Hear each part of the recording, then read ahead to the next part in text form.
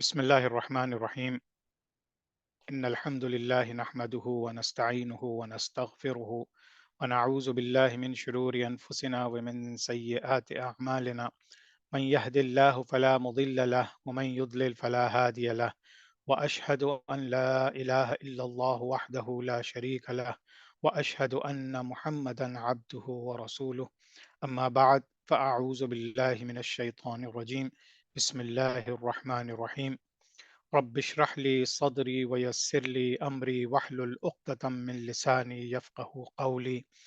ہے میرے رب، میرا سینہ کھول دے اور میرے لیے میرا کام آسان کر دے، اور میری زبان کی گرہ کھول دے تاکہ لوگ میری بات سمجھ سکیں۔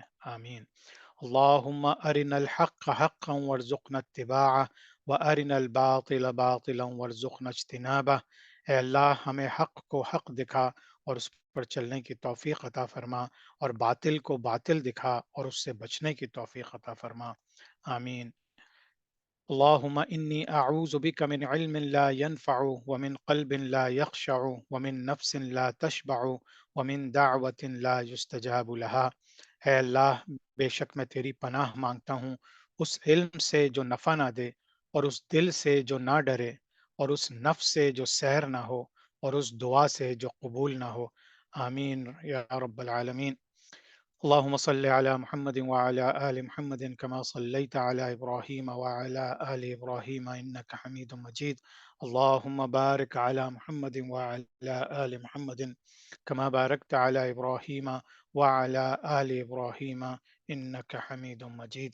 بسم اللہ الرحمن الرحیم۔ آج الحمدللہ ہم تاریخ کا سفر طے کرتے ہوئے ایک اس موضوع پہ پہنچے ہیں کہ جو موضوع اب مستقبل کا ہوگا۔ ہم نے الحمدللہ ابتدائی کائنات سے لے کے اور تمام اسلامک ہسٹری، اسلامی تاریخ جو ہے وہ مختلف ادوار وہ ہم نے اسٹڈی کر لیے۔ ہم نے بڑی بڑی امپائرز اسٹڈی کر لیں، اور پھر ہم نے بہت سے ڈیٹیلز بھی اسٹڈی کیے۔ ہم نے اس میں جو جو چار ائمہ کرام آئے ان کو اسٹڈی کی، بڑے بڑے بزرگوں کو اسٹڈی کیا۔ ہم نے بہت کچھ الحمدللہ آپ لوگوں کے ساتھ یہ سفر بہت اچھا رہا۔ اور چونکہ اب تقریباً ہم نے یہ سب کانٹیننٹ کی طرف آ کے تمام مغل امپائر کے بعد سے تمام چیزیں کور کرنے کے بعد پھر ہم نے ایک تائرانہ نظر ڈالی پوری دنیا کے مسلمانوں پہ، اور پھر ہم نے ایک اندازہ کیا کہ آج ہم کس لیول پہ پہنچے ہوئے ہیں، یعنی اسلام کیا ہے، مسلمان کیا ہیں۔ اور پھر میں نے سوچا کہ چونکہ اب ہم ہسٹری کو اینڈ کر رہے ہیں انشاءاللہ کلاس کو، تو کچھ ایسے سیشنز ہو جائیں کہ جس میں قیامت کی نشانیاں جو حدیث حضور صلی اللہ علیہ وسلم کی احادیث سے ثابت ہیں، اور اس کے علاوہ ہماری ہماری امت کے فتنے کیا ہیں جو کہ حضور صلی اللہ علیہ وسلم کی زندگی جیسے ہی اینڈ ہوئی، جیسے ان کا وصال ہوا، اس کے بعد سے کون کون سے ایسے فتنے ہیں جو کھڑے ہو رہے ہیں۔ اور اب تو ہم نے کافی میجر قیامت کی نشانیاں بھی دیکھنا شروع کر دی ہیں۔ تو انشاءاللہ تعالی ہماری ہسٹری کا سفر غالباً اس وقت تک ختم نہیں ہوتا جب تک ہم اپنی پوری زندگی کو اینڈ ہوتے ہوئے اپنی نظروں سے احادیث کی روشنی میں نہ دیکھ لیں۔ تو انشاءاللہ تعالی یہ اگلے 4-5 سیشنز جو ہیں، یا 2-3 سیشنز ڈپینڈنگ آن کہ کتنا ہم کور کر سکتے ہیں، یہ انہی چیزوں کے اوپر ہوں گے۔ تو ان میں زیادہ تر چونکہ احادیث سے ہم ہیلپ لیں گے تو انشاءاللہ تعالی اس سے آگے چلیں گے۔ یہ ہم نے ٹاپکس بہت ہم نے تقریباً 2 سال کا سفر ہے ہمارا یہ، لیکن اس میں ہم نے جو ڈیٹیل میں ساری چیزیں اسٹڈی کی وہ کریشن آف دا یونیورس تھی، ابتدائی کائنات، جنوں اور فرشتوں کی ابتدا، اس کے بعد پھر billions of years of history جو ہم نے پڑھی کہ اللہ تعالیٰ نے کس طرح سے کو جب بنایا، جب کن فیکون ہوا، تو اس کے بعد سے پھر کیا کیا سلسلے ہوئے، اسپیس اینڈ ٹائم کریٹ ہوا، اور پھر اس میں کس طرح سے چیزیں تبدیلیاں آئیں، پھر زمین بنائی گئی، پھر اللہ تعالیٰ نے زمین انسانوں کے لیے سیٹ کی، اس کو آراستہ کیا، پھر اللہ تعالیٰ کا عرش پانی پہ تھا، پھر وہ عرش آسمانوں پہ چلا گیا۔ یہ ساری چیزیں ہم نے ڈسکس کی۔ پھر ہم نے دیکھا کہ کس طرح سے چرند پرند جانور یہ سب اللہ نے پیدا کیے، سب کچھ انسان کے لیے ہو رہا ہے، کیونکہ قرآن کا جو ٹاپک ہے وہ ہے ہی انسان۔ تو پھر اللہ تعالیٰ نے انسان کی پیدائش کی آدم علیہ السلام کے تھرو۔ پھر ہم نے پیغمبروں کی ہسٹری پڑھی، سارے تمام جو 25 پیغمبر قرآن شریف میں جن کا نام مینشن ہے، ان کو ہم نے بہت ڈیٹیل میں اسٹڈی کیا، بنی اسرائیل کا دور اور وہ تمام پیغمبر جن لوگوں نے اللہ کے پیغام کو پہنچانے کے لیے دنیا کے مختلف جگہوں پہ وہ آئے، لیکن سب سے زیادہ یہ آپ کے فلسطین کے ارد گرد تھے۔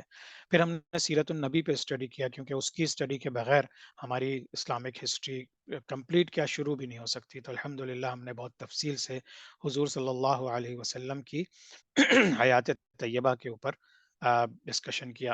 پھر ہم نے خلفۂ راشدین پہ ڈیٹیل میں بات کی، پھر ہم نے امیت خلافت، عباسی خلافت اور عثمانیہ خلافت، پھر ہم سب کانٹیننٹ کی طرف گئے اور مغل امپائر ہم نے دیکھی، پھر اس سے پہلے دہلی سلطنت تھی، پھر ہم نے پاکستان سب کانٹیننٹ کی اور پاکستان کی ہسٹری دیکھی۔ تو الحمدللہ ہم نے ایک بہت اچھے انداز سے 2 سال کا پیریڈ بہت لمبا ہوتا ہے، آپ لوگوں نے یقیناً بہت سی کلاسیں مس کی ہوں گی کسی بھی وجہ کی وجہ سے، تو وہ ساری چیزیں یوٹیوب پہ موجود ہیں، وہ لنک آپ کے پاس موجود ہے جو میرے چینل کا، تو انشاءاللہ میں آپ لوگوں سے مزید شیئر کر دوں گا۔ تو یہ ایک ہمارا سفر تھا 2 سال کا۔ اب ہم جو آگے جا رہے ہیں اس میں انشاءاللہ تعالی جو ہم ذکر کریں گے، جو ابھی تک میرے ذہن میں، اور انشاءاللہ آپ لوگ کوئی اور ٹاپکس بھی ٹاپکس بھی دے سکتے ہیں ہمیں۔ تو ایک تو یہ کہ جو آج کا ٹاپک ہے فتنہ of this world during the time between prophet صلی اللہ علیہ وسلم اینڈ قیامہ۔ تو پھر ہم میجر سائنس آف قیامہ کی بات کریں گے، پھر یاجوج میجر سائنس آف قیامہ میں پھر یاجوج ماجوج، مسیح الدجال اور حضرت عیسیٰ علیہ السلام کی واپسی کا ذکر کریں گے، پھر قیامت کے دن کا ذکر کریں گے، کیونکہ یہ بھی احادیث سے اور ہمارے بہت صحابہ کرام نے جو بھی حضور صلی اللہ علیہ وسلم سے سنا وہ آگے بڑھایا۔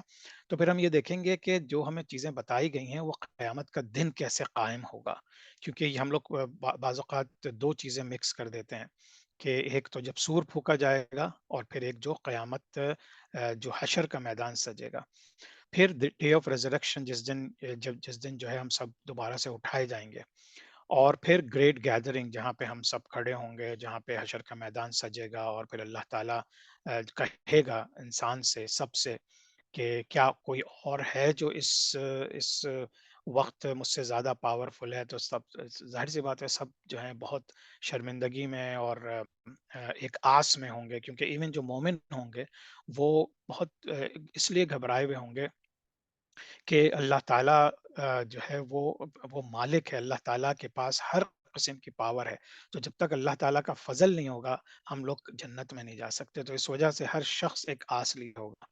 پھر یہ کہ پھر لاسٹ ایونٹس کیا ہوں گے، جب ہمارا حساب کتاب ہونے کے بعد پھر ہمارا جو سفر شروع ہوگا، تو پھر ہم حوض کوثر سے پانی کون پیے گا، اس کے بعد پھر پل صراط سے کون گزرے گا، پل صراط کو پار کون کرے گا، پھر ایک بہت بڑی دیوار آئے گی، ایک پل آئے گا، برج جائے گا، اس کے اوپر کیوں روکا جائے گا ہمیں، اور اس کے بعد پھر جنت دوزخ میں جانے کے وقت کیا ہوگا، اور اس کے بعد پھر کیا ہوگا۔ تو انشاءاللہ تعالی آئی ہوپ کہ یہ کافی انٹرسٹنگ سیشنز رہیں گے۔ آپ سب سے درخواست ہے کہ پلیز بہت غور سے سنیے اور پھر کوشچن آنسر سیشن میں ضرور حصہ لیں، تاکہ ہم ان تمام چیزوں کو اچھی طریقے سے ڈسکس کر سکیں۔ چونکہ ہم فتنے کی بات کر رہے ہیں تو ہم یہ دیکھ لیتے ہیں کہ فتنے کا لفظ کا کیا مطلب ہے۔ اس کا مطلب بہت سے ہیں، جن میں سے مین اگر ہم اردو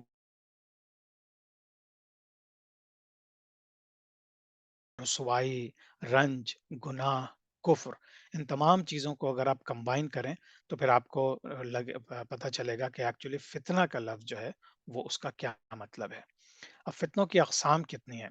ابن قیم رحمۃ اللہ علیہ فرماتے ہیں کہ فتنے کی بنیادی 2 قسمیں ہیں، ایک شبہات کا فتنہ اور ایک شہوات کا فتنہ۔ اب اس کو ہم دیکھیں گے کہ یہ شبہات کا فتنہ، اس کا بنیادی سبب فہم و بصیرت کی کمزوری، یعنی یہ جو جب آپ کو اچھے طریقے سے کوئی چیز سمجھ میں نہ آئے یا آپ اس کو دیکھنے کی صلاحیت نہ رکھیں، کیونکہ جس طرح اپنی کلاس میں نے بہت دفعہ مینشن کیا ہے کہ جب تک ہم چیزوں کو سمجھ کے نہیں کریں گے تو اس کی ایکچوئل چیز بصیرت نہیں آئے گی، ہمارے اس کے فہم و بصیرت نہیں آئے گی، اس وجہ سے کہ ہم اس کو سمجھتے نہیں، ہم اس کو ایک چیز کو لے لیتے ہیں، ایکسیپٹ کر لیتے ہیں، وچ is okay, which is good, لیکن یہ کہ جب تک آپ سمجھیں گے نہیں تو پھر آپ کے آگے کا سفر بڑا مسئلہ ہو جائے گا۔ تو اس کا بنیادی سبب فہم و بصیرت کی کمزوری اور علم کی کمی ہے۔ علم اس لیے امپورٹنٹ ہے کہ ہمیں پھر شیطان جو ہے وہ شبہات کے فتنے میں پھنسا دیتا ہے، تو ہمیں صحیح والا یعنی کہ بالکل ایکوریٹ جو اللہ تعالیٰ نے انسانوں کی طرف بھیجا اس علم کی ضرورت ہے، بالخصوص جب اس کے ساتھ خواہش کا حصول اور غلط ارادہ شامل ہو، یعنی اس میں نیت بھی آ گئی اور پھر آپ کی خواہش، آپ کی ڈیزائرز کا ذکر بھی آ گیا۔ اللہ تعالیٰ سورہ نجم میں فرماتا ہے إِن يَتَّبِعُونَ إِلَّا الظَّنَّ وَمَا تَهْوَى الْأَنفُسُ، وہ صرف اور صرف گمان اور خواہش نفس کی پیروی کرتے ہیں۔ تو ہم اللہ تعالیٰ سے تو کہتے ہیں ہم آپ کی عبادت کرتے ہیں، ہم آپ کو مانتے ہیں، لیکن حقیقت میں اگر آپ اپنے دل کو ٹٹولیں تو ہم صرف اور صرف اپنے ڈیزائرز کو فالو کر رہے ہوتے ہیں، اور ہمارے ذہن میں جو صحیح چیز لگتی ہے ہمیں اپنی ذات کے لیے، ہم وہ کر رہے ہوتے ہیں، تو ہم ریئلی اللہ کی رضا کو نہیں دیکھ رہے ہوتے۔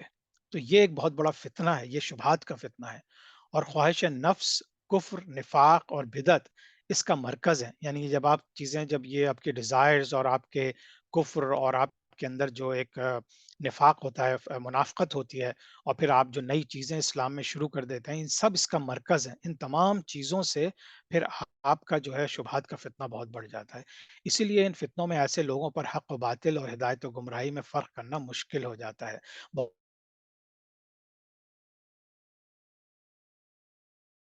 یہ نہیں سمجھ رہے ہوتے کہ ہم منافقوں میں سے ہیں، وہ یہی سمجھ رہے ہوتے ہیں کہ ہم تو سب چیزیں صحیح کر رہے ہیں۔ تو اس وجہ سے آپ کو ہر وقت اللہ سے مانگنا ہے، جس طرح میں دعا ہر کلاس کے شروع میں پڑھتا ہوں، اللہم ارنا الحق حقا وارزقنا اتباعہ، اللہ تعالی ہم کو حق دکھا اور باطل کو باطل دکھا۔ اس فتنے کی نشو نما غلط مفہوم، جھوٹ اور کبھی کبھار حق کے ظاہر ہو جانے کے باوجود اس کو چھپانے میں ہے۔ تو یہ ایک بہت امپورٹنٹ چیز ہے کہ بعض اوقات ہم لوگ بحث و مباحث کر رہے ہوتے ہیں اور ہمارا مقصد اللہ کی رضا یا اللہ کے پیغام کو آگے بڑھانا ہوتا ہے، لیکن جب ہماری کوئی بات غلط ہو جاتی ہے، یعنی ہم پر حق ظاہر ہو جاتا ہے، اس کے باوجود ہم اس کو چھپاتے ہیں، صرف اس وجہ سے کہ ہماری انا مجروح نہ ہو، ہماری ایگو ہرٹ نہ ہو، اس وجہ سے ہم اسے چھپاتے ہیں۔ تو یہ بھی بہت امپورٹنٹ ہے کہ ہم لوگ جب اللہ کی رضا کے لیے کوئی کام کریں تو جب حق واضح ہو جائے، حق کلیئر ہو جائے، تو پھر ہم اس کو علل اعلان اس کی بات کریں۔ فاسد اور باطل قسم کے مقاصد اور خواہشات اس قسم کے غلط افکار کو پروان چڑھانے میں اپنا بنیادی کردار ادا کرتے ہیں، اور اس کا علاج رسول اللہ صلی اللہ علیہ وسلم کی اتباع اور یقین میں ہے۔ جب اللہ تعالیٰ نے قرآن انسان کے لیے بھیج دیا اس دنیا میں، لیکن حضور صلی اللہ علیہ وسلم کو اپنا نمائندہ بنا کے بھیجا اور ان کے اوپر قرآن اتارا، تو پھر اس کا مطلب یہ ہوا کہ ان تمام شبہات اور فتنوں سے بچنے کے لیے ہمارے پاس صرف ایک ہی راستہ ہے، وہ ہے حضور صلی اللہ علیہ وسلم کی اتباع اور یقین میں ہے، یعنی ہم یقین کریں کہ وہ سچ میسج لائے ہیں اور پھر ان کی اتباع کریں، ہر چیز میں ان کو فالو کریں۔ شہوات کا فتنہ کیا ہے؟ شبہات سے بچنے والا شہوات کے شکنجے میں آ جاتا ہے۔ اگر کوئی آدمی کا علم ہے، سب کچھ ہے، اور وہ اپنے آپ کو شبہے سے بچا رہا ہے اور اس کا علم بھی ہے، لیکن یہ کہ وہ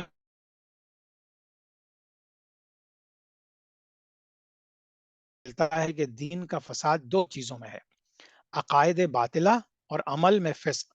یعنی اگر آپ کا عقیدہ غلط ہے تو پھر ظاہر سی بات ہے ہر چیز آگے غلط ہو جائے گی، اور پھر جب آپ اعمال کرتے ہیں، جب آپ ایکشن لیتے ہیں اپنے کسی علم کے اوپر جو آپ نے سیکھا ہے، تو اس کے اندر فسق و فجور آ جاتا ہے، پھر اس کے اندر آپ اس اصل چیز سے ہٹ جاتے ہیں۔ عقائد باطلہ سے دین میں شبہات کا فتنہ آتا ہے، اور عمل میں فسق ہو تو شہوات کا فتنہ آتا ہے، یعنی جب آپ سب کو جانتے بوجھتے اپنے اعمال میں آپ جو ہیں وہ اپنی ڈیزائرز کے پیچھے جائیں تو پھر وہ شہوات کا فتنہ ہوتا ہے۔ اللہ تعالیٰ نے ارشاد فرمایا کہ منافقوں سے کو ایڈریس کریں گے، تم ان لوگوں کی طرح ہو جو تم سے پہلے تھے، وہ قوت میں تم سے کہیں زبردست اور مال و اولاد میں کہیں زیادہ تھے، چنانچہ وہ دنیا میں اپنا حصہ برت چکے، بس تم نے بھی اپنا حصہ برت لیا۔ سورہ توبہ کی یہ آیت ہے، اور سورہ توبہ آپ کو پتا ہے کہ قرآن شریف کی ایک ایسی آیت ہے جس میں بہت ہی سخت اور ڈائریکٹ باتیں ہوئی ہیں، جو اگر ہم سمجھ لیں تو سبحان اللہ، شاید ہم اپنی زندگیاں بہتر کر لیں۔ پھر بخاری کی صحیح بخاری کی ایک حدیث ہے کہ لیکن جب کافر اور منافق سے سوال کیا جاتا ہے کہ اس کہ تو اس شخص کے بارے میں کیا اعتقاد رکھتا تھا، تو وہ کہتا ہے کہ میں کچھ نہیں جانتا، جو کچھ لوگ کہتے تھے میں بھی وہی کچھ کہہ دیتا تھا۔ پھر اس سے کہا جاتا ہے نہ تو نے خود سمجھا اور نہ ہی کسی سمجھانے والے کی رائے پر چلا، پھر اسے لوہے کے ہتھوڑوں سے اتنی مار پڑتی ہے کہ وہ چلا اٹھتا ہے، جن و انس کے علاوہ آس پاس والے سب اس کی چیخو پکار سنتے ہیں۔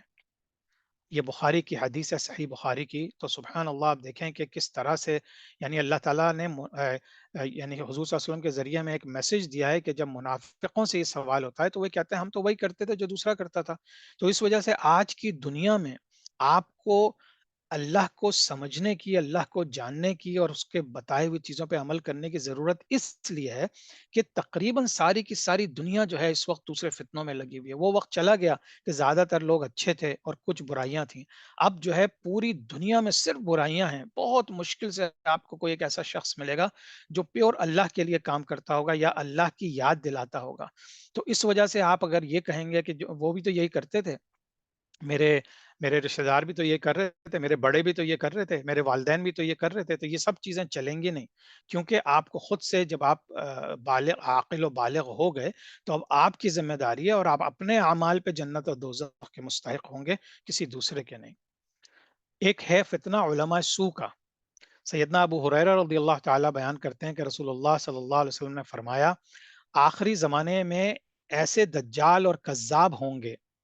دجال یعنی جھوٹے، کذاب یعنی جھوٹے، اور دجال جو جو آپ کو گمراہ کرنے والے ہوں گے، جو تمہارے پاس ایسی حدیثیں لائیں گے جو نہ تو تم نے سنی ہوں گی اور نہ ہی تمہارے آبا و اجداد نے سنی ہوں گی، لہٰذا ان سے بچو، کہیں وہ تمہیں گمراہ نہ کر دیں اور فتنے میں نہ ڈال دیں۔ سبحان اللہ، یہ آج کا دور ہے۔ آج ہمیں اس لیے ہماری کلاس میں اگر آپ کو یاد ہو شروع میں بہت سے سوال ہوئے تھے کہ ہم کس کو مانیں، کس فرقے کو مانیں، کس مسلک کو مانیں۔ تو ان تمام چیزوں سے آپ کو اس وجہ سے اٹیچ ہونے کی اور کیئرفل ہونے کی ضرورت ہے کہ آپ کو بعض اوقات علماء سو وہ ہوتے ہیں جو عالم تو ہوتے ہیں قرآن اور حدیث کے، لیکن یہ کہ وہ گناہ کی طرف لے جاتے ہیں آپ کو، بلکہ اپنی خواہشات کی پیروی کرنے کے لیے وہ اپنا انٹرپریٹیشن ڈال رہے ہوتے ہیں جس کا دین سے تعلق نہیں ہوتا۔ اور لوگ جو ہیں صرف یہ سمجھ کے کہ یہ تو بڑے بڑے علماء ہیں، انہوں نے بہت بڑی بڑی داڑیاں رکھی ہوئی ہیں، صافے باندھے ہوئے ہیں اور یہ رسولوں کی طرح باتیں کرتے ہیں، تو اس وجہ سے ہماری ذمہ داری ہے کہ ہم تلاش کریں، دیکھیں کہ وہ کون ہے اور اس کا بیک گراؤنڈ کیا ہے۔ جس طرح سے ہم ڈاکٹر کو سلیکٹ کرتے ہیں کہ جو ہے کوئی، جب ہم کسی نئی جگہ موو ہوتے ہیں تو ہم اپنے انشورنس کے بعد دیکھتے ہیں کہ بھائی کون سا ڈاکٹر ہمارے لیے بیسٹ رہے گا، تو ہم اس کی پوری ہسٹری دیکھتے ہیں کہ بھائی اس کے خلاف کوئی کیس تو نہیں ہوا، وہ ڈاکٹر کے جو ہے اس کے بارے میں لوگ کیا لکھتے ہیں، کتنے عرصے سے وہ پریکٹس کر رہا ہے۔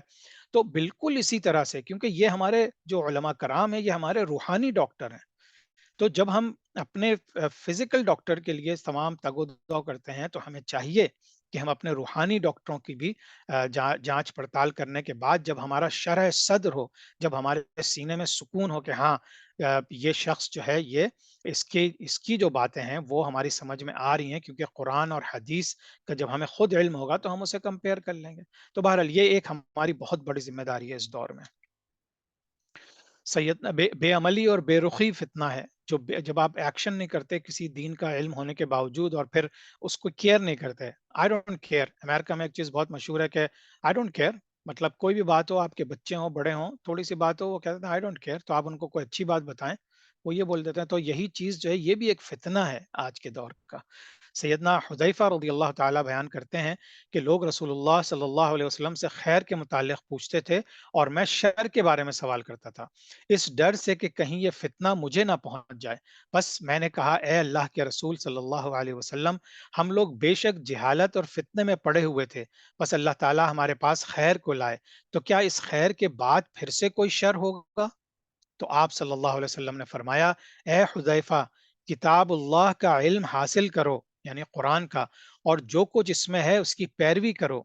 ایک روایت میں ہے، ان میں کچھ لوگ ایسے کھڑے ہوں گے کہ جن کے دل شیطان ہوں گے، جو کہ انسانوں کے جسموں میں ہوں گے۔ ایک دوسری روایت میں ہے، لوگوں کے درمیان ایسی بے تعلقی قائم ہوگی کہ ایک دوسرے کو پہچاننا مشکل ہو جائے گا۔ سبحان اللہ، یعنی کہ یہ بہت ہی جیسے خطرناک اور ڈینجرس قسم کے حالات ہیں، جس کے اندر آپ کو صحیح کو صحیح اور غلط کو غلط پہچاننے کے لیے مشکلات پیدا ہو جائیں گی۔ تو آپ کو کوشش کرنی پڑے گی، بہت زیادہ ورک کرنا پڑے گا اس چیز کے لیے کہ انشاءاللہ ہم لوگ خیر کے راستے پر ہی رہیں۔ سیدنا عبداللہ بن عمر رضی اللہ ताला अन्हु बयान फरमाते हैं कि एक मर्तबा हम रसूलुल्लाह सल्लल्लाहु अलैहि वसल्लम के गिर्द बैठे हुए थे कि इसी दौरान आपने फितने का ज़िक्र किया। आप सल्लल्लाहु अलैहि वसल्लम ने फरमाया, जब तुम लोगों को देखो तो उनके अह जब तुम लोगों को देखो कि उनके अहद फासिद हो गए हैं, यानी इन्होंने जिन चीज़ पे वादा किया था अल्लाह के साथ, उस चीज़ के ऊपर वो हट गए उससे और हों, उनसे अमानतदारियाँ कम हो गई हों, यानी वो जब अमानत रखें तो ख़यानत करें। और आप सल्लल्लाहु अलैहि वसल्लम ने एक हाथ की उँगली दूसरे में डालकर बताया कि उनका हाल इस तरह हो गया हो।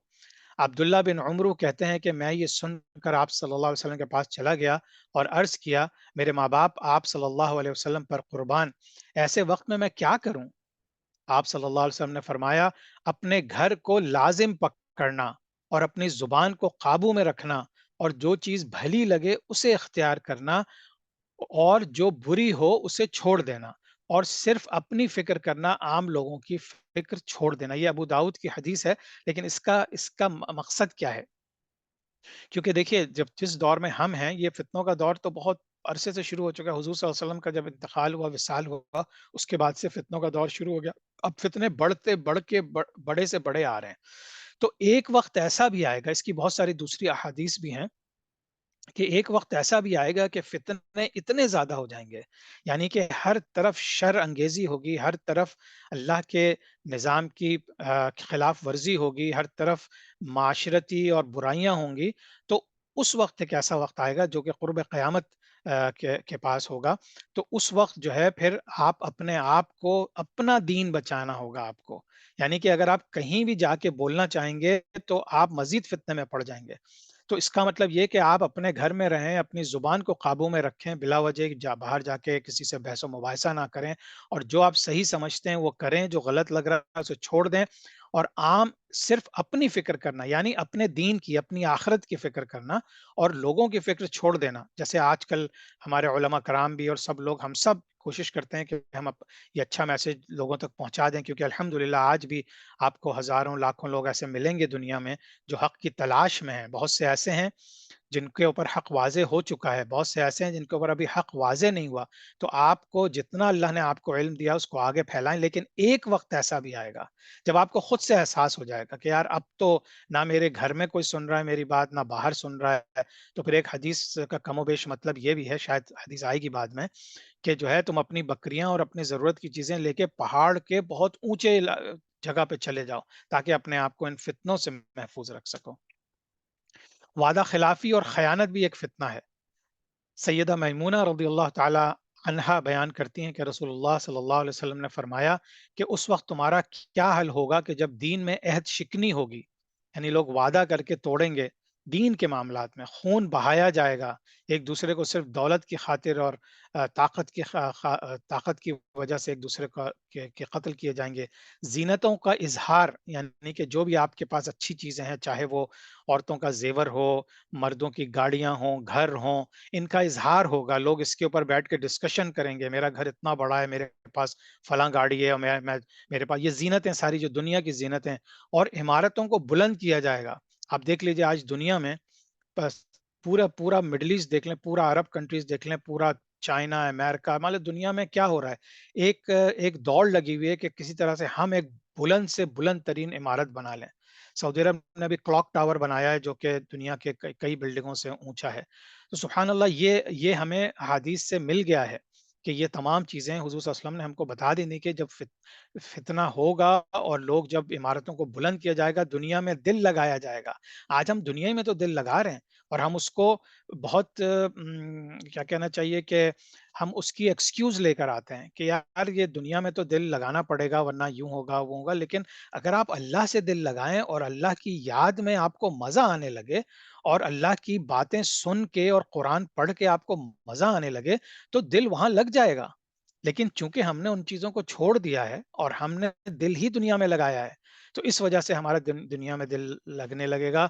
भाईचारा इख्तिलाफ का शिकार होगा, यानी जो ब्रदरहुड होगा, जो हुज़ूर सल्लल्लाहु अलैहि वसल्लम ने मदीना मुनव्वरा आके एक मिसाल कायम की थी महाजिर और अंसार की, कि एक दूसरे को बिल्कुल जानते भी नहीं थे, ख़ानदान भी दूसरा था, सिर्फ़ और सिर्फ़ एक कॉमनैलिटी थी कि दोनों मुसलमान थे, तो किस तरह से भाईचारगी थी। अब इसी में इख्तिलाफ हो जाएगा और सगे भाई एक दूसरे को दौलत की खातिर कत्ल करेंगे और बैतुल्लाह को आग लगाई जाएगी।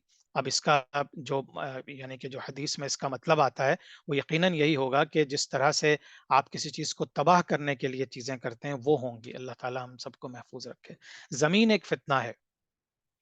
سیدنا عبداللہ بن مسعود رضی اللہ تعالیٰ عنہ بیان کرتے ہیں کہ رسول اللہ صلی اللہ علیہ وسلم نے فرمایا، تم میں سے ہر ایک کو اپنے ورثاء کا مال اپنے مال کی نسبت زیادہ پسند ہوتا ہے۔ یعنی ہر کوئی یہ سمجھتا ہے کہ جو دوسرے لوگوں کو مل گیا وہ زیادہ بہتر ہے۔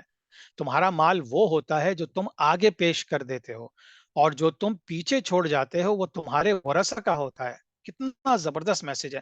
ہم لوگ ساری زندگی مال دولت کماتے ہیں کہ ہمارے بچے سکون سے رہیں، ہمارے بچے عیاشی کریں، ہمارے بچے یہ کریں، لیکن یہ کہ جو چیزیں آپ خرچ کر دیتے ہیں اور خاص طور سے اللہ کی راہ میں خرچ کر دیتے ہیں وہ آپ کا مال ہے۔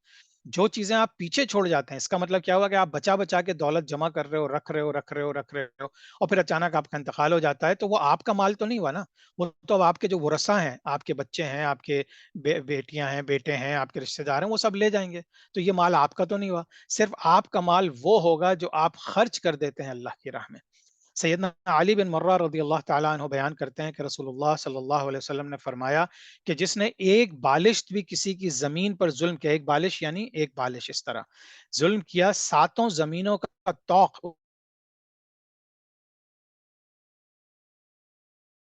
سبحان اللہ۔ آج ایک بہت بڑا فتنہ یہ ہے کہ ہم ایک دوسرے کی زمینوں پہ نظر رکھتے ہیں۔ کسی کی کوئی پراپرٹی ہے تو ہم اس کو ہتھیانے کی کوشش کرتے ہیں۔ اگر وراثت میں کسی ایک بھائی کو مل گئی ہے اور دوسرے بھائی کو کم ملی ہے، یا اس کو یہ احساس ہے کہ شاید مجھے اور ملنی چاہیے تھی، تو وہ دوسرے بھائی کے کو کو دھوکہ دے کے وہ لے لیتا ہے۔ اسی طرح سے زمینوں کی خرید و فروخت اپنی طاقت کو بڑھانے کے لیے آج دنیا میں آپ دیکھ لیجئے، ہم نے ورلڈ وار ون اور ورلڈ وار ٹو کو اسٹڈی کیا۔ یہ جو بڑی بڑی اسٹیٹس تھیں، خاص طور سے رشیا، اور یہ خاص طور سے رشیا کیونکہ ٹیریٹوریل گین پہ وہ جاتا تھا، لیکن دنیا کی ہر بڑی طاقت نے جو ہے وہ زمین ہتھیار ہیں۔ اس کے بعد اب آپ ایک ملک کے طور پہ دیکھیں کہ ہر ملک میں جو لوگ چاہے حلال یا حرام طریقے سے بڑی بڑی زمینیں خریدتے ہیں، کبھی کسانوں کو وہاں سے بے دخل کر دیتے ہیں، کبھی جو یتیموں کی زمین ہوتی ہے اس کو ہتھیا لیتے ہیں۔ تو یہ بھی ایک بہت بڑا فتنہ ہے، اور یہ فتنہ آج ہمیں پورے اپنے فل انداز سے ہمیں ہوتا ہوا نظر آ رہا ہے۔ اور آف کورس مال ایک فتنہ ہے۔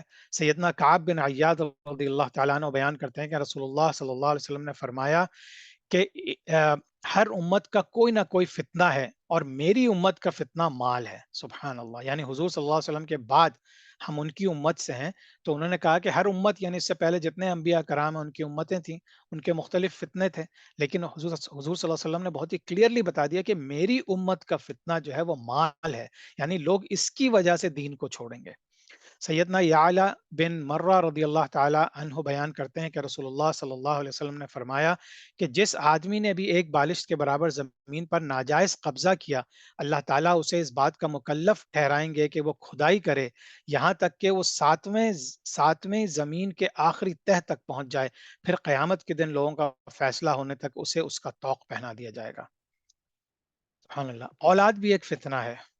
یہ بھی بہت امپورٹنٹ چیز ہے جو ہم لوگ بہت لوگ نہیں سمجھتے۔ ہم اپنے اولاد کی محبت میں اپنا دین اور اپنے اللہ کی رضا کو گنوا دیتے ہیں۔ ارشاد ربانی ہے، وَاعْلَمُوا أَنَّمَا أَمْوَالُكُمْ وَأَوْلَادُكُمْ فِتْنَةٌ وَأَنَّ اللَّهَ عِندَهُ أَجْرٌ عَظِيمٌ۔ اچھی طرح جان لو کہ تمہارا مال اور اولاد تمہارے لیے آزمائش ہے، اور اللہ تعالیٰ کے ہاں بہت بڑا اجر ہے۔ یعنی کہ ہماری زندگیوں میں اللہ کی رضا، حضور صلی اللہ علیہ وسلم کی اتباع، ہمارے لیے ہماری مال، اولاد، میاں بیوی، ماں باپ، سب سے بڑھ کے یہ چیزیں ہونی چاہیے، کیونکہ اگر جو اللہ کا نہیں ہے وہ پھر کسی کا بھی نہیں ہے۔ تو اس وجہ سے اولاد بھی ایک فتنہ ہے، لیکن آپ اولاد کی اچھی پرورش کریں، اس کو دینی معاملات میں اس کی رہنمائی کریں۔ ایک وقت آئے کہ وہ بھی اللہ کے بتائے ہوئے دین کے اوپر ایک اچھے انداز سے چل رہا ہو، تو انشاءاللہ تعالیٰ یہی اولاد آپ کے لیے دعائے خیر کرے گی، اور آپ کے جو مرنے کے بعد جو آپ کے کوئی دوسرا عمل آپ کو کام نہیں آئے گا، لیکن اولاد کی دعا آپ کے درجات بلند کرتی رہے گی۔ تو ایک طرف تو اولاد ایک آپ کے لیے ایک ایسٹ ہے، اگر آپ نے اس کی تربیت دینی لحاظ سے اللہ اور رسول صلی اللہ علیہ وسلم کی انسٹرکشنز کے مطابق کی ہے تو ٹھیک ہے، ورنہ وہ پھر آپ کے لیے ایک فتنہ بن جائے گی۔ اللہ تعالی ہم سب کو محفوظ رکھے۔ عورت بھی ایک فتنہ ہے۔ سیدنا اسامہ بن زید رضی اللہ تعالیٰ عنہ بیان کرتے ہیں کہ رسول اللہ صلی اللہ علیہ وسلم نے فرمایا، میں نے اپنے بعد اپنی امت کے مردوں پر عورتوں سے بڑھ کر کوئی فتنہ نہیں چھوڑا، اور یہ البخاری کی حدیث ہے۔ تو اب لیکن اس میں سمجھنے کی ضرورت ہے، یہ اس میں مطلب نہیں ہے کہ عورت ہی ایک فتنہ ہے، بلکہ عورت آپ کے لیے فتنہ ہے۔ جب آپ عورت کے ساتھ اس کے اللہ تعالیٰ کے بتائے ہوئے اصولوں کے آپ شادی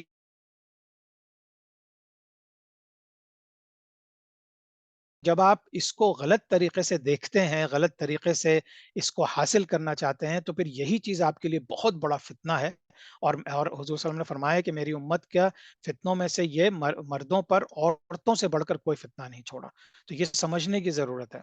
سیدنا ابو سعید رضی اللہ تعالیٰ عنہ بیان کرتے ہیں کہ رسول اللہ صلی اللہ علیہ وسلم نے فرمایا کہ بے شک یہ دنیا سرسبز و شاداب اور میٹھی ہے، اللہ تعالیٰ تمہارے بعد والوں کو اس میں تمہارا خلیفہ بناتا ہے، لہٰذا دنیا اور عورتوں سے بچو، بے شک بنی اسرائیل کا پہلا فتنہ عورتوں کی وجہ سے تھا۔ اور یہ صحیح مسلم کی حدیث ہے۔ اگین جسٹ ٹو کلیریفائی کہ میک شیور کہ یہ جو عورت کا فتنہ ہے، سوری السلام علیکم انجم صاحب، آپ کہہ رہے ہیں وائس از بریکنگ، ہاں وہ پتہ نہیں انٹرنیٹ کا کچھ عرصے سے تھوڑا ایشو چل رہا ہے، تو انشاءاللہ اگر آپ کوئی چیز مس ہو تو آپ مجھے اس پہ لکھ دیجئے ٹیکسٹ پہ یا بتا دیجئے تو میں اس کو دہرا دوں گا۔ آ، ٹھیک ہے آگے چلتے ہیں۔ زمین ایک فتنہ ہے، اس کی ہم نے آلریڈی ذکر کر لیا ہے۔ اچھا، فتنوں کے بارے میں حضور صلی اللہ علیہ وسلم کی ہدایت۔ سیدنا ابو ہریرہ رضی اللہ تعالیٰ عنہ فرماتے ہیں کہ رسول اللہ صلی اللہ علیہ وسلم نے فرمایا کہ دنیا مومن کا قید خانہ ہے، جبکہ کافر کی جنت ہے۔ اب یہ دیکھیں صحیح مسلم کی حدیث ہے، الدنیا سجن المؤمن مؤمن و جنت الکافر، یعنی کہ اللہ تعالیٰ نے یہ دنیا ہمارے لیے جنت نہیں بنائی، مسلمانوں کے لیے، مومنوں کے لیے یہ جنت نہیں ہے، یہ ایک آزمائش کی جگہ ہے۔ جنت تو اس کے بعد آئے گی۔ تو جب ہم اس دنیا میں جنت کی طرح رہنے کی کوشش کرتے ہیں تو ہمیں یقین کریں ہمیں آخرت کی جنت پر ملنا بہت مشکل ہو جائے گی۔ یہ تو مومن کا قید خانہ ہے، ہمیں تو ایسا محسوس کرنا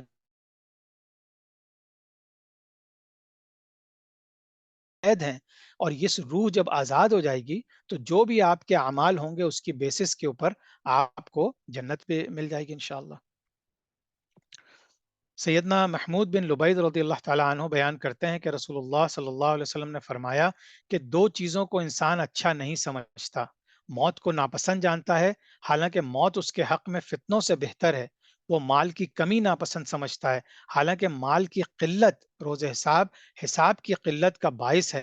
یعنی کہ اگر دنیا میں آپ کے پاس بہت زیادہ مال ہے تو چانسز بہت بڑھ جاتے ہیں کہ آپ اللہ تعالیٰ کے دین سے ڈیویٹ ہو جائیں، کیونکہ آپ کو دنیا میں بہت مزہ آنے لگتا ہے، آپ دنیا اس مال کو یوز کر کے دنیا کی ہر چیز حاصل کر لیتے ہیں، اور آپ سمجھتے ہیں کہ یہ دنیا بھی ایک جنت ہے، لیکن آپ خواہش بھی کرتے ہیں کہ آپ کو آخرت میں بھی جنت ملے۔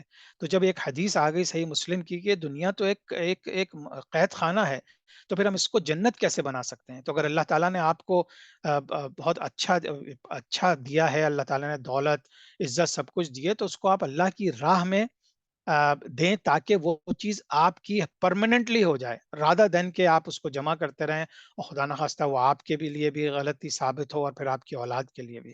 تو اللہ تعالیٰ ہم سب کی حفاظت کرے۔ سیدنا اسامہ رضی اللہ تعالیٰ عنہ بیان کرتے ہیں کہ نبی کریم صلی اللہ علیہ وسلم مدینہ کے محلات میں سے ایک محل یعنی اونچے مکان پر چڑھے اور فرمایا، جو کچھ میں دیکھ رہا ہوں کیا تمہیں نظر آ رہا ہے؟ بے شک میں تمہارے گھروں میں فتنوں کے مقامات اس طرح دیکھ رہا ہوں جیسے بارش کا قطرہ گرنے کی جگہ نظر آتی ہے۔ سبحان اللہ، یہ بھی صحیح بخاری کی حدیث ہے۔ یعنی کہ جب بارش کا قطرہ گرتا ہے اور آپ سامنے دیکھ رہے ہیں تو ایک دم سے ایک سمجھیں کہ وہ جگہ صاف ہو جاتی ہے، ایک دم سے وہ پانی ادھر ادھر ہٹتا ہے جب بارش۔ تو اس طرح سے حضور صلی اللہ علیہ وسلم دیکھ رہے تھے کہ فتنے جو ہیں وہ گھروں میں داخل ہو رہے ہیں۔ تو اللہ تعالی ہم سب کو ان فتنوں سے اپنی حفاظت میں رکھے۔ فتنہ تقرب شیطان کا سبب ہے۔ جب فتنے آتے ہیں تو شیطان کے ہم اور قریب آ جاتے ہیں جب ان فتنوں میں گرتے ہیں۔ سیدنا جابر رضی اللہ تعالیٰ عنہ بیان کرتے ہیں کہ رسول اللہ صلی اللہ علیہ وسلم نے فرمایا کہ ابلیس اپنا تخت پانی پر بچھاتا ہے، پھر وہ اپنے لشکر روانہ کرتا ہے، اس کے سب سے زیادہ قریب وہ ہوتا ہے جو سب سے بڑا فتنہ ڈالتا ہے۔ ان میں سے ایک آ کر کہتا ہے میں نے فلاں فلاں کے ساتھ یہ کام کیا ہے، وہ کہتا ہے تو نے کچھ نہیں کیا، پھر ایک کہتا ہے میں نے میاں بیوی کے درمیان تفریق ڈلوا کر آیا ہوں، تو وہ اس کو اپنے قریب کرتا ہے اور کہتا ہے تم سب سے بہتر ہو۔ یہ صحیح مسلم کی حدیث ہے۔ تو ہمیں اس چیز کو بھی اپنے ذہنوں میں رکھنا چاہیے۔ اچھا اب تھوڑا سا میں آپ لوگوں کو ایک کتاب لکھی گئی تھی سن 229 ہجری میں، شیخ نعیم بن حماد کی طرف سے، تو اس کا پھر اردو ترجمہ ہوا تھا. تو یہ بیسیکلی کتاب کا ٹائٹل ہی الفتن ہے، الفتن، جس کو اردو ترجمہ کیا ہے یعنی علامات قیامت، جس میں حضور صلی اللہ علیہ وسلم کے بعد سے قیامت تک پیدا ہونے والے فتنے، لڑائیاں اور دیگر اہم واقعات و حالات پر مشتمل احادیث و آثار کو نہایت جامعیت اور حسن ترتیب کے ساتھ جمع کیا گیا ہے. تو اس کتاب سے میں کچھ اقتباسات لوں گا اور آپ لوگوں کے ساتھ شیئر کروں گا انشاءاللہ، کیونکہ یہ بھی ان فتنوں کے بارے میں ہی ہے. حضرت ابو سعید خدری رضی اللہ تعالیٰ عنہ فرماتے ہیں کہ ایک دن رسول اللہ صلی اللہ علیہ وسلم نے ہمیں نماز عصر پڑھائی، پھر ہمیں خطاب فرمایا حتیٰ کہ سورج غروب ہو گیا. اس خطاب میں آپ صلی اللہ علیہ وسلم نے قیامت تک پیش آنے والی کوئی بھی ایسی چیز نہیں چھوڑی جس کو بیان نہ فرمایا ہو. یاد رکھنے والوں نے ان باتوں کو یاد رکھا اور بھلا دینے والوں نے بھلا دیا. یہ ترمذی کی حدیث ہے. تو حضور صلی اللہ علیہ وسلم نے بیسیکلی اپنی ہی زندگی میں ایک ایک چیز کھول کھول کے آئندہ آنے والی بھی بتا دی تھی کہ کون سی چیز فتنہ ہے، کس سے دور رہو، اور پھر قیامت تک حضور صلی اللہ علیہ وسلم نے ہر چیز کلیئر کر دی تھی. اور یہ ترمذی کی حدیث. حضرت ابو موسیٰ اشعری رضی اللہ تعالیٰ عنہ سے مروی ہے، رسول اللہ صلی اللہ علیہ وسلم نے ارشاد فرمایا قیامت کے قریب حرج پیش آئے گا. صحابہ نے عرض کیا حرج سے کیا مراد ہے؟ آپ صلی اللہ علیہ وسلم نے فرمایا قتل اور جھوٹ، یعنی قتل بہت بڑھ جائیں گے اور ہر انسان جھوٹ میں ملوث ہو جائے گا. صحابہ کرام نے عرض کیا اے اللہ کے رسول صلی اللہ علیہ وسلم، کیا یہ کشت و خون کفار کے ہاتھوں ہونے والے موجودہ کشت و خون سے زیادہ ہوگا؟ یعنی اس زمانے میں جو کفار مسلمانوں پہ ظلم ڈھا رہے تھے اور مار رہے تھے، کیا یہ اس سے زیادہ ہوگا؟ تو آپ صلی اللہ علیہ وسلم نے فرمایا، ارشاد فرمایا کہ کفار تو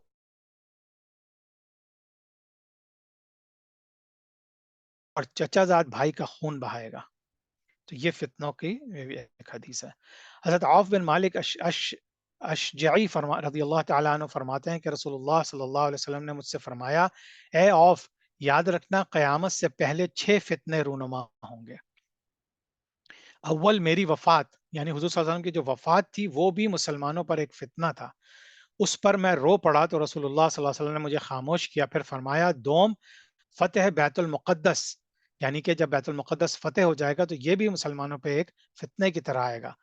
تیسری چیز ہے وہ موت جو میری امت میں اس طرح ہوگی جیسے بکریوں کی بیماری لگنے کے بعد بہت ساری بکریوں کی ایک دم موت آ جاتی ہے، جیسے وبائیں ہیں، جیسے پرابلمز ہیں، جیسے لوگوں کو بیماری ہوتی ہے تو اچانک سے ہزاروں لاکھوں، جس طرح بھی کووڈ آیا تھا، یہ بھی ایک نشانی ہے، یہ بھی ایک فتنہ تھا، یہ بھی ایک قیامت کی نشانیوں میں سے تھی، بالکل اسی حدیث کے مطابق کہ اس طرح سے لوگ مر جائیں گے جس طرح کوئی بیماری لگ جاتی ہے جانوروں میں.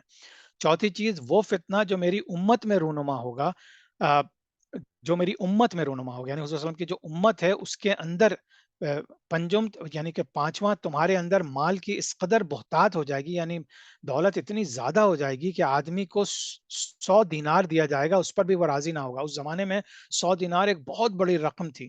تو یعنی کہ آج کے دور میں جس طرح billions of dollars, millions of dollars کسی کو مل جائیں اور اس کے بعد پھر بھی وہ سکون سے نہ ہو، پھر بھی اس پہ راضی نہ ہو اور وہ کہے کہ نہیں مجھے اور چاہیے اور چاہیے. چھٹی چیز ہے تمہارے اور رومیوں کے درمیان صلح ہو جائے گی. یعنی رومی کون ہے؟ یہ جو یورپینز ہیں آج کل، یہ جو برٹش ہیں، یہ جو آپ کے پورے رومن امپائر جو تھی اسی سے آپ جو پورا یورپ اسی کے تھرو سمجھیں بنائے، تو یہ رومیوں کے درمیان صلح ہو جائے گی. یہ بھی ہماری ہو گئی، ہر کوئی سکون کے ساتھ ان کے ساتھ، بلکہ جتنے مسلمان ممالک ہیں وہ ان کے ساتھ دوستی کر کے بڑا فخر محسوس کرتے ہیں. یہ بھی ایک فتنہ ہے، یہ بھی ایک قیامت کی نشانی ہے. پھر وہ تم سے آ کر جنگ کریں گے، اس روز مسلمان دمشق کے علاقے غوطہ میں ہوں گے. اور یہ بھی صحیح بخاری کی حدیث ہے. سبحان اللہ. یعنی دمشق سے مراد سیریا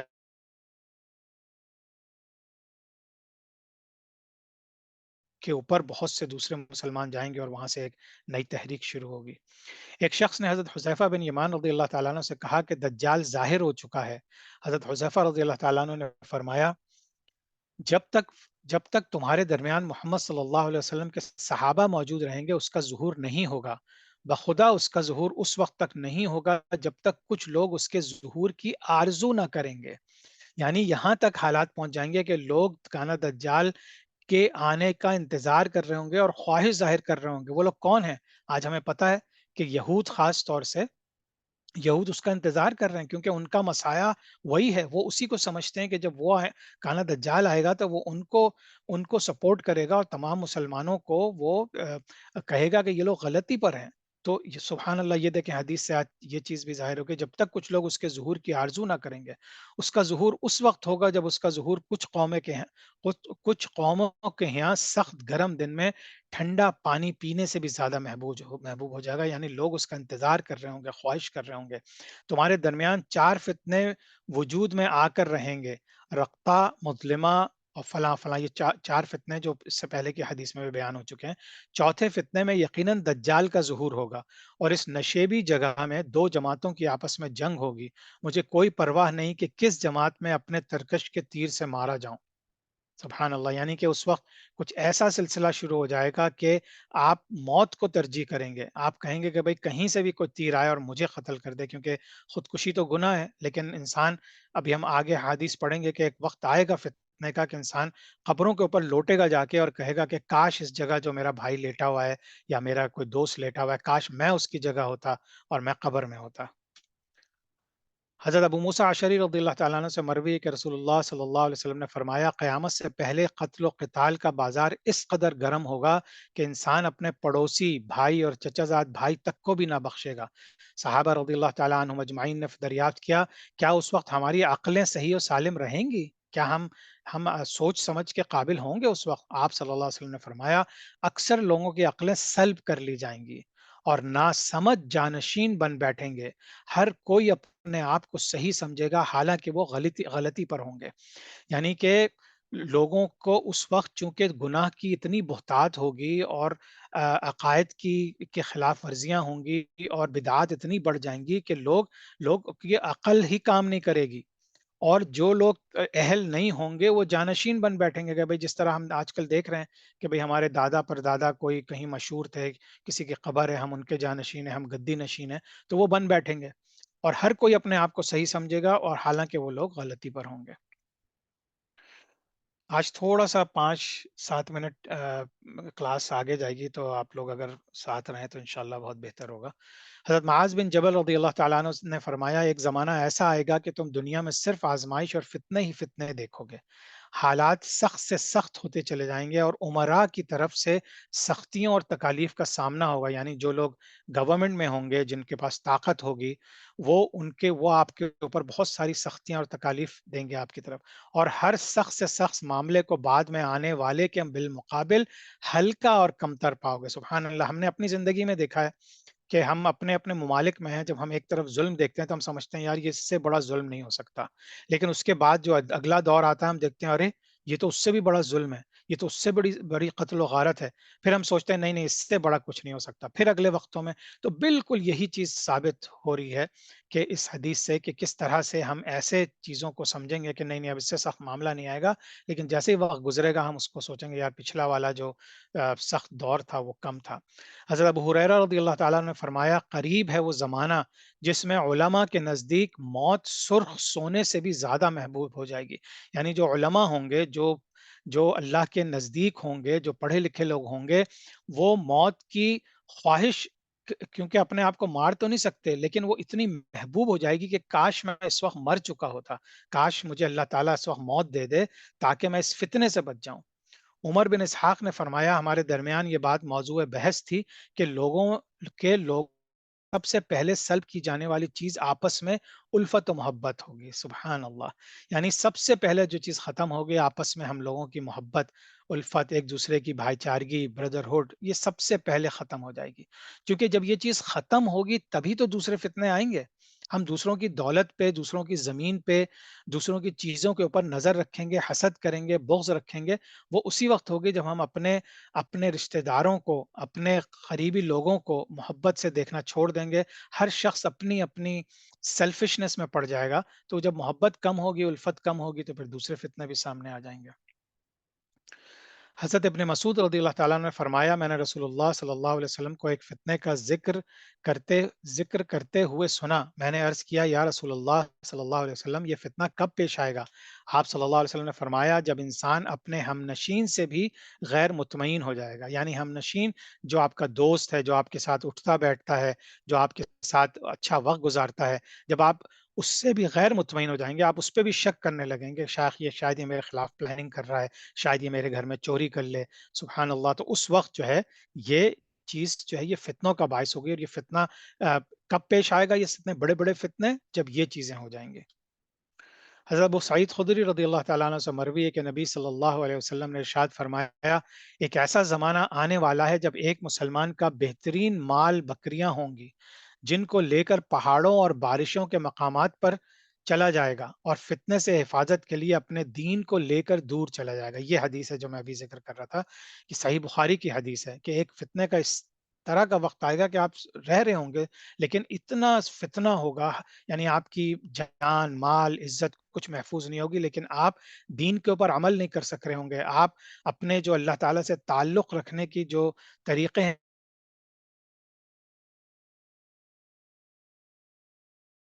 وہ وقت آئے گا کہ لوگ اپنی بکریوں سے مراد یہ ہے کہ اپنا جو آپ کے کھانے پینے کی صبح شام کی جو چیزیں ہیں وہ لے کے آپ پہاڑوں اور بارشوں کے مقامات پہ جہاں پہ بارش ہو خیر ہے، اور بارشیں یعنی پہاڑوں کے اونچے مقامات پر چلے جائیں گے، اور پھر فتنے سے حفاظت کے لیے اپنے دین کو بھی لے جائیں گے، یعنی اپنا دین اپنا نظام اپنا اعمال آپ لے کے چلے جائیں گے کہ یا اللہ مجھے ان فتنوں سے بچا لے، اب میں سب کچھ چھوڑ چھاڑ کے یہاں پر آ گیا ہوں۔ انہی سے روایت ہے کہ میں نے عرض کیا رسول اللہ صلی اللہ علیہ وسلم اگر مجھے فتنوں کا زمانہ ملا تو آپ صلی اللہ علیہ وسلم مجھے کیا حکم دیتے ہیں؟ فرمایا مسلمانوں کی جماعت اور ان کے امام کو لازم پکڑ لینا۔ دیکھیے یہاں پہ یہ آتا ہے کہ جب ہم بردرہڈ کے ذریعے اور جو علماء کرام ہیں ہمارے بڑے بڑے اور ان کی جو جماعتیں ہیں، جماعتوں سے مراد جو ہے ہم آج کے دور کی سیاسی جماعتوں کی بات نہیں کر رہے، ہم کر رہے ہیں کہ جو بڑے بڑے علماء کرام کی جو ان کے ماننے والے ہوں گے، جو ان کو اللہ کے دین پر چلنے والے لوگ ہوں گے، ان کے امام کو لازم پکڑ لینا، یعنی کہ آپ کا کسی نہ کسی سے تعلق ہونا بہت ضروری ہے۔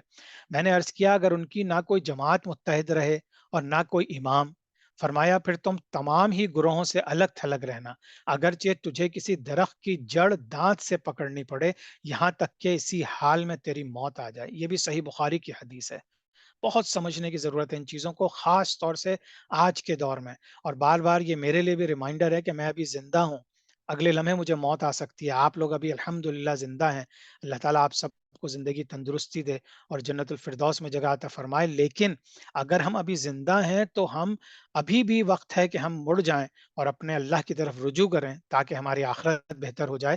تو ایک فتنہ ایسا بھی آئے گا کہ جب آپ کو کوئی شخص بھی نہیں ملے گا، کوئی امام نہیں ملے گا، کوئی جماعت نہیں ملے گی کہ جس کو آپ جس کے ساتھ رہیں، آپ اپنے آپ کو محفوظ رکھیں، تو فرمایا کہ پھر تم الگ تھلگ ہو جاؤ سب سے، اور اتنی سختی سے کہ آپ سوچیں دانت سے کوئی چیز آپ پکڑتے ہیں تو آپ کتنی کتنی تکلیف بھی ہوتی ہے، لیکن آپ اسے اگر نہیں چھوڑیں تو آپ کے دانت ٹوٹ جائیں، تو اس حال میں آپ رہیں یہاں تک کہ آپ کی موت آ جائے، یعنی کہ بہت ہی سخت معاملات ہیں۔ اب یہ آخر میں ہم فتنوں کا علاج پڑھ لیتے ہیں انشاءاللہ تعالی، اس کے بعد ہم کلاس کو اینڈ کریں گے۔ اللہ پر ایمان رکھنا پہلا فتنے کا علاج یہ ہے، ان تمام فتنوں سے بچنے کا، کہ ہمارا ہر وقت اللہ پہ ایمان ہو، اور یاد رکھیے کہ اللہ پر ایمان اسی وقت ہو سکتا ہے جب ہم اللہ کو جانیں مانیں پہچانیں، اللہ سے تعلق پیدا کریں، اللہ تعالیٰ کے کتاب کو پڑھیں قرأت کریں اس کو سمجھیں، یہ تمام ایمان اللہ پر ایمان ہے۔ ارشاد ربانی ہے اللہ تعالیٰ ایمان والوں کو پختہ بات کے ساتھ دنیا اور آخرت میں ثابت رکھتا ہے۔ ارشاد ربانی ہے کتاب اللہ اور سنت رسول صلی اللہ علیہ وسلم کو مضبوطی سے تھامنا، یہ دوسرا علاج ہے فتنوں سے بچنے کا۔ ارشاد ربانی ہے یقیناً تمہارے پاس اللہ کی طرف سے نور اور ایسی واضح کتاب آ چکی ہے، یعنی قرآن، جس کے ذریعے اللہ تعالیٰ ان لوگوں کو سلامتی کی راہوں کی طرف ہدایت دیتا ہے جو اس کی رضا کی اتباع کرتے ہیں، اور اپنے حکم سے اندھیروں سے نکال کر روشنی کی طرف لے جاتا ہے، اور صراط مستقیم کی طرف ان کی رہنمائی کرتا ہے۔ سورہ مائدہ کی یہ آیت کا ترجمہ ہے۔ تو اگر ہم اللہ کی کتاب اور رسول صلی اللہ علیہ وسلم کی اتباع کو مضبوطی سے تھام لیں گے تو انشاءاللہ ہم ان فتنوں سے بچ جائیں گے۔ سیدنا ابو ہریرہ رضی اللہ تعالیٰ عنہ بیان کرتے ہیں کہ رسول اللہ صلی اللہ علیہ وسلم نے فرمایا کہ میں تم میں دو چیزیں چھوڑ کر جا رہا ہوں، اگر تم نے انہیں مضبوطی سے تھام لیا تو ان کے بعد کبھی گمراہ نہیں ہوگے، یعنی کسی فتنے میں نہیں پڑو گے۔ ایک اللہ کی کتاب ہے اور دوسری میری سنت ہے، اور یہ دونوں کبھی جدا نہیں ہوں گی یہاں تک حوض پر میرے پاس آئیں گی، یعنی حوض کوثر پہ جہاں حضور صلی اللہ علیہ وسلم مومنوں کو پلائیں گے حوض کوثر سے، یہ وہاں تک ان کے پاس جائیں گے۔ پھر تیسری چیز ہے تقوی اختیار کرنا، یعنی جب آپ اللہ سے ڈریں گے اور پرہیزگاری اختیار کریں گے تو انشاءاللہ یہ چیز بھی آپ کو ان فتنوں سے بچائے گی۔ ارشاد ربانی ہے، سورہ طلاق کی ایک آیت ہے جس کا ترجمہ ہے، اور جو اللہ سے ڈرے گا وہ اس کے لیے نکلنے کا کوئی نہ کوئی راستہ بنا دے گا۔ یعنی جب آپ اللہ سے ڈرتے ہیں، اللہ کا تقوی اختیار کرتے ہیں، تو اللہ تعالیٰ خود سے آپ کو ان تمام فتنوں سے نکال دے گا۔ سبحان اللہ۔ پھر اللہ کا ذکر کرنا، یہ ایک چیز ہے جو ہم لوگوں نے آج چھوڑ دی ہے۔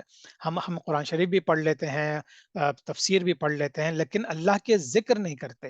اور اللہ کا ذکر کیا ہے؟ ارشاد ربانی ہے سورۃ الصافات میں کہ اگر وہ تسبیح کرنے والوں میں سے نہ ہوتا تو یقیناً وہ اٹھائے جانے والے دن یعنی قیامت کے دن تک اس کے پیٹ میں رہتا۔ یعنی کہ اگر وہ تسبیح کرنے والوں میں سے نہ ہوتا تو یقیناً وہ اٹھائے جانے والے دن قیامت تک اس کے پیٹ میں رہتا۔ یعنی کہ تقوی اگر آپ اختیار کریں گے اور اللہ کا ذکر کریں گے، اللہ کا جب تک آپ ذکر نہیں کریں گے تب تک بہت سی چیزیں جو ہیں وہ آگے جائیں گی ہی نہیں۔ تو اس وجہ سے اپنے آپ کو اس چیز سے بھی حفاظت میں رکھنا۔ پانچویں چیز ہے توبہ اور استغفار۔ ارشاد ربانی ہے، اے مومنو تم سب اللہ کی طرف توبہ کرو تاکہ تم کامیاب ہو جاؤ۔ دیکھیں تمام چیزیں اللہ سے تعلق، اللہ کا ذکر، تمام چیزیں، اس کے بعد توبہ اور استغفار، یعنی اگر پھر بھی کچھ چیزیں آپ سے غلط ہو گئیں یا آپ کو پتہ ہے یا نہیں پتہ تو ان چیزوں کے لیے آپ توبہ کریں، اور ہر وقت چلتے پھرتے اٹھتے بیٹھتے آپ استغفر اللہ پڑھیں، استغفر اللہ استغفر اللہ۔ اور جو چیز یاد آ جائے، آپ نے کوئی چھوٹا سا بھی گناہ کیا ہو تو اس پہ معافی مانگ لیں اللہ سے۔ آپ ابھی زندہ ہیں، اللہ نے ابھی آپ کو موت نہیں دی ہے، تو آپ کی انشاءاللہ اگر گناہ گیا ہے اوپر تو آپ کی جب توبہ جائے گی تو انشاءاللہ اس گناہ کو دھو دے گی۔ اور یہ سورہ نور کی آیت ہے۔ اور تم اپنے رب سے بخشش مانگو پھر اس کی طرف پلٹ آؤ تو وہ تمہیں ایک معین مدت تک اچھا ساز و سامان دے گا۔ سبحان اللہ۔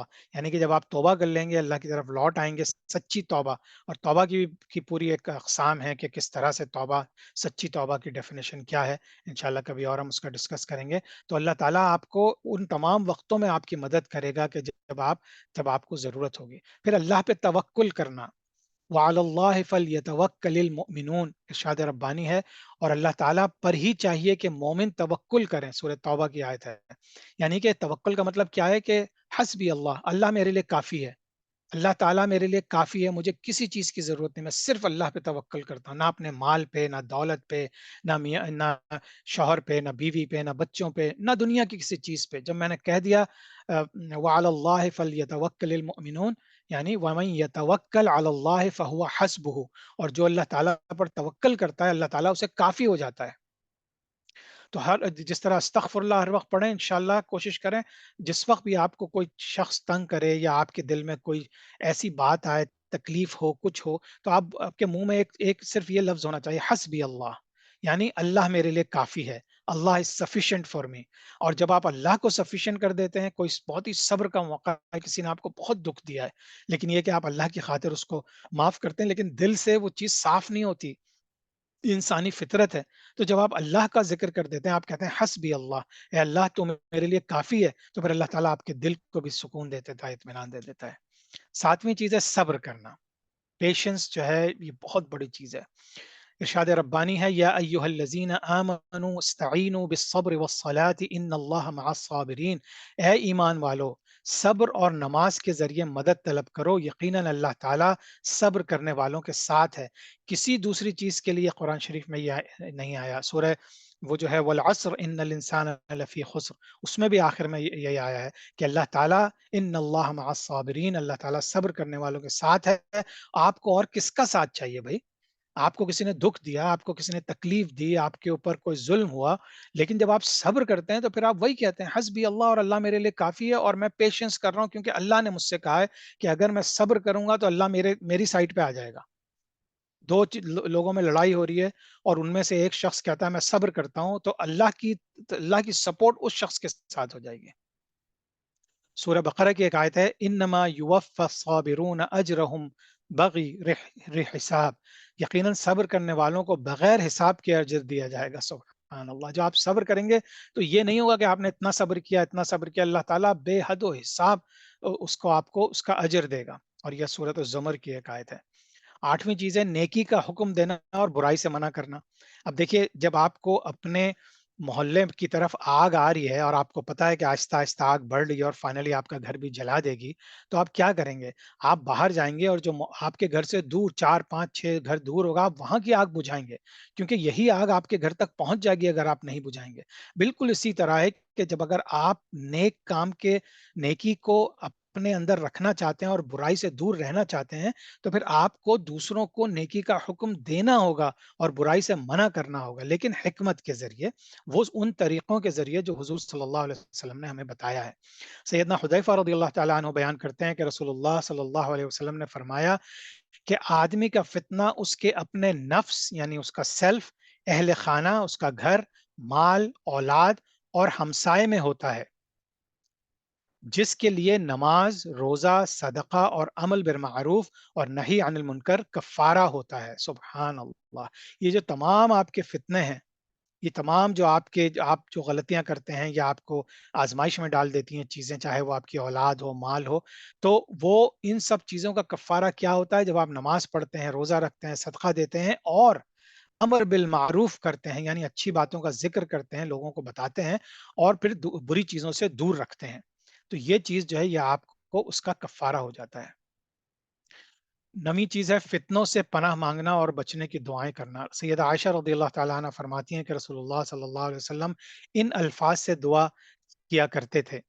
अल्लाहुम्मा इन्नी अऊज़ु बिका मिन अज़ाबिल क़ब्र व अऊज़ु बिका मिन फ़ितनतिल मसीहिद दज्जाल व अऊज़ु बिका मिन फ़ितनतिल महया व फ़ितनतिल ममात। अल्लाहुम्मा इन्नी अऊज़ु बिका मिनल मअथिम वल मग़रिम। ए अल्लाह, मैं तुझसे अज़ाब क़ब्र से पनाह चाहता हूँ और तुझसे मसीह दज्जाल के फ़ितने से पनाह माँगता हूँ। ज़िंदगी और मौत के फ़ितने से भी तुझसे पनाह चाहता हूँ और गुनाहों और क़र्ज़ से भी तुझसे पनाह चाहता हूँ। ये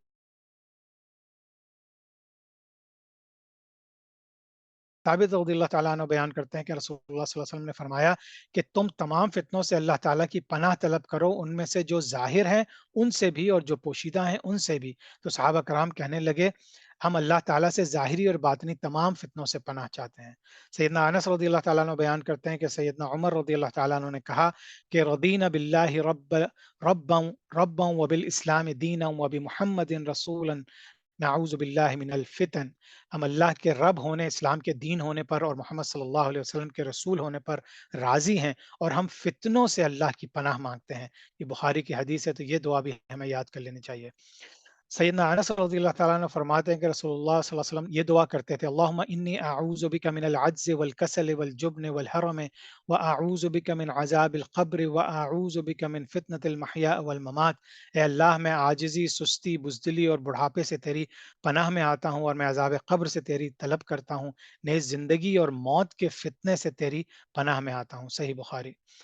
सैयदना अब्दुल्लाह बिन अब्बास रज़ियल्लाहु तआला अन्हु फरमाते हैं कि रसूलुल्लाह सल्लल्लाहु अलैहि वसल्लम ने फरमाया कि ख्वाब की हालत में मुझे अल्लाह ताला की ज़ियारत हुई और कहा, ऐ मोहम्मद सल्लल्लाहु अलैहि वसल्लम, जब तुम नमाज़ पढ़ लो तो ये कहो, ऐ अल्लाह, मैं तुझसे भले काम करने की तौफ़ीक तलब करता हूँ और नापसंदीदा और मुनकिर कामों से बचना चाहता हूँ, मिस्कीनों से मोहब्बत करना चाहता हूँ और जब तू अपने बंदों को किसी आज़माइश में डालना चाहे तो फ़ितने में डाले जाने से पहले मुझे अपने पास बुला ले। तिर्मिज़ी की हदीस है। फितनों से किनारा कशी करना। सैयदना अबू सईद खुदरी रज़ियल्लाहु तआला अन्हु बयान करते हैं कि रसूलुल्लाह सल्लल्लाहु अलैहि वसल्लम ने फरमाया कि अन करीब मुसलमान का बेहतरीन माल बकरियों की सूरत में होगा, जिन्हें वो लेकर पहाड़ों की चोटियों और बारिश के नाज़िल होने की जगहों पर चला जाएगा। वो फितनों से बचने की खातिर अपने दीन के साथ राह फ़रार इख्तियार कर लेगा। ये भी सही बुखारी की हदीस है। ज़ाकल्लाहु खैरन, अल्हम्दुलिल्लाह। तो आज की जो क्लास थी वो बेसिकली हमने अपनी तारीख को कंप्लीट करने के बाद आगे आइंदा आने वाले वक़्त, प्रेज़ेंट टाइम और आइंदा आने वाले वक़्त के बारे में हुज़ूर सल्लल्लाहु अलैहि वसल्लम की अहादीस के मुताबिक डिस्कशन किया। अगली क्लास में हम जो मेजर साइंस ऑफ क़यामा है उनकी ज़िक्र करेंगे, जिनमें अ, बहुत से साइंस हैं, जिनमें 3 जो बड़े साइंस हैं वो याजूज-माजूज का निकलना है, दज्जाल का आना है और हज़रत ईसा अलैहि सलाम का वापस आना है। लेकिन इसके अलावा जो शुरुआत होंगी उसमें उसमें जो उलमा कराम बताते हैं कि एक धुआँ उठेगा जो सारी दुनिया में फैल जाएगा। उससे फिर पता चलेगा कि अब پے در پہ جو ہے باقی دوسری چیزیں آنا شروع ہو جائیں گی۔ تو اللہ تعالیٰ ہم سب کو ان تمام فتنوں سے محفوظ رکھے۔ اللہ تعالیٰ ہمیں ہدایت دے کہ ہم جو ان فتنوں سے بچنے کے طریقے ہیں اس پہ عمل کریں۔ ہم جب تک زندہ ہیں ہم ان تمام فتنوں سے بچ کے اور اپنی آل اولاد کو ان فتنوں سے محفوظ رکھے اور ان کی تربیت اچھی کریں، تاکہ ان شاء اللہ تعالیٰ ہمارے جانے کے بعد بھی ہماری آل اولاد کی حفاظت ہو۔ کیونکہ اگر آپ ان لوگوں کو یہ تمام چیزیں بتا کے نہیں جائیں گے تو جس طرح سے یہ دنیا چل رہی ہے، یقین کریں وہ کہیں اور سے نہیں سیکھیں گے۔ ماں باپ ہوں گے جو ان کو بٹھائیں گے علماء کے پاس، بزرگوں کے پاس، ان کو اچھی باتیں سنوائیں گے۔ یقین کریں اگر وہ آج اس پہ عمل نہیں بھی کر رہے تو ان کو ایک وقت یاد آئے گا آپ کے جانے کے بعد کہ ہاں ہمارے اماں ہمارے ابا یہ بولتے تھے تو شاید یہی بات صحیح تھی، اور شاید وہ واپس آ جائیں۔ لیکن جس طرح یہ دنیا فتنوں میں اب صرف بڑھ رہی ہے، آپ یہ ایکسپیکٹ مت کریں کہ میرا بچہ